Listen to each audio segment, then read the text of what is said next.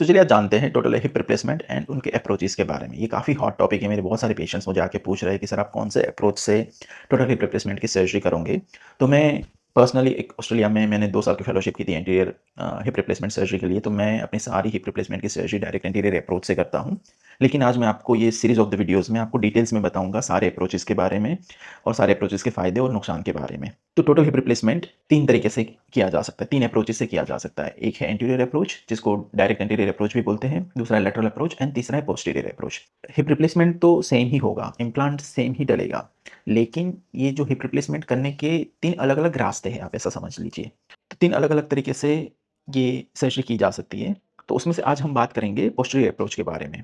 ये मैं पहले ये अप्रोच करता था और ये सबसे पुराना अप्रोच है। इवन जो पहली हिप रिप्लेसमेंट सर्जरी की गई थी, वो भी यही अप्रोच से की गई थी। तो इसमें हम क्या करते हैं कि ऑपरेशन थिएटर में जब सारी चीज़ें प्रिपेयर हो जाती है, तो पेशेंट को साइड लेटरल पोज़ीशन में सुलाते हैं। फिर पेंट एंड ड्रेप एंड सारी चीज़ें प्रिपेयर करके, जो वहाँ पे एक बोनी बम्प रहता है, जिनको हम ट्रोकेंटर कहते हैं, वो ट्रोकेंटर के सेंटर पे 10 टू 12 सेंटीमीटर का एक कर्व्ड इंसिजन देते हैं, चीरा देते हैं और वो इंसिजन के बाद उनके बाद जो नीचे की सॉफ्ट टिश्यूज़ आती है, वो सॉफ्ट टिश्यूज़ को भी साइड में हटा देते हैं। और सॉफ्ट टिश्यू को साइड में हटाने के बाद एक मसल आता है, जिसको ग्लूटियस मैक्सिमस मसल बोलते हैं। उस मसल को हम लोग काटते नहीं हैं, उस मसल को हम लोग उन फाइबर की डायरेक्शन में ही स्प्लिट कर देते हैं और एक तरफ कर देते हैं ताकि हम और डीप जा सकें और अंदर की तरफ जा सकें।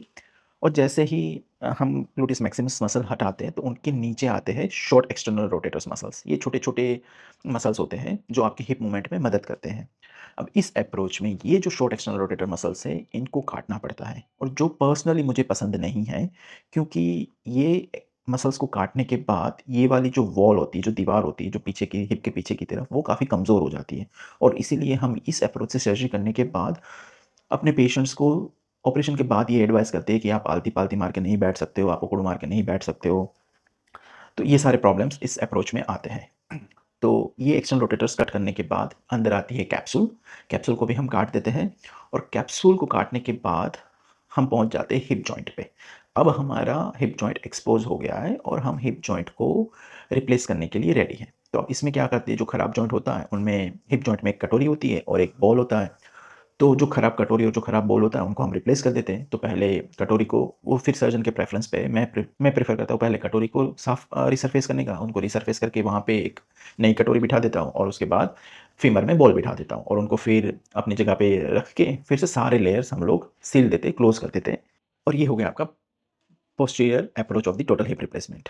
बस इसमें मुझे यही इश्यू है कि वो जो मैंने एक्सटर्नल रोटेटर्स बोले, उनको हम हालाँकि सील भी देते हैं और बहुत अच्छे से सिलते हैं, लेकिन एविडेंस कहता है कि उनके बाद उनकी स्ट्रेंथ और उनका जो प्रोप्रियोसेप्शन है, वो काफ़ी कम हो जाता है और उन्हीं की वजह से हम लोग पेशेंट को एडवाइस नहीं करते हैं सारी एक्टिविटीज़ करने के लिए। तो इस अप्रोच से सर्जरी करने के बाद बहुत सारे रिस्ट्रिक्शंस रह जाते हैं, जैसे कि पालती नहीं मारना, उकड़ू नहीं बैठना, इंडियन टॉयलेट पे नहीं बैठ सकते हो, कुछ नीचे वाली चेयर पे नहीं बैठ सकते हो, तो बहुत सारी मूवमेंट रिस्ट्रिक्शंस होती हैं।